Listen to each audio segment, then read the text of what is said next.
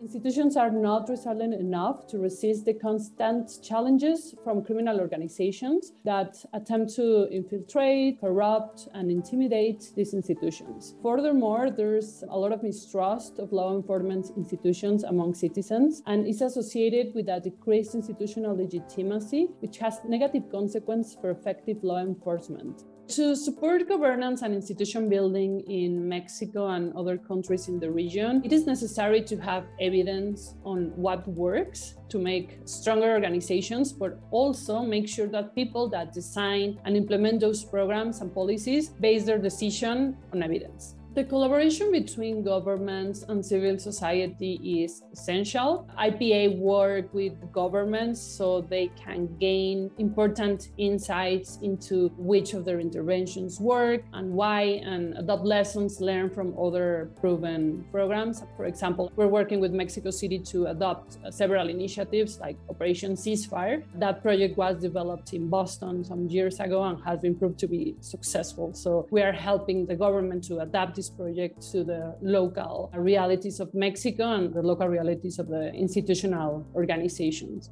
Also, procedural justice training has been proved successful in other contexts. We were able to adapt this to the Mexican context and encourage officers and commanders to apply these principles.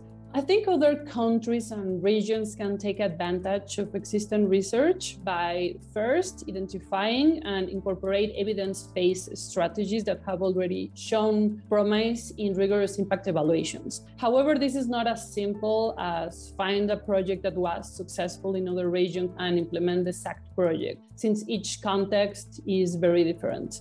It is important to consider the local circumstances, the culture, the level of compromise of the main actors, the different institutional arrangements. However, the entire region would benefit from initiatives that can improve institutional capabilities, focus on law enforcement institutions that can change the conditions under which crime activities can thrive.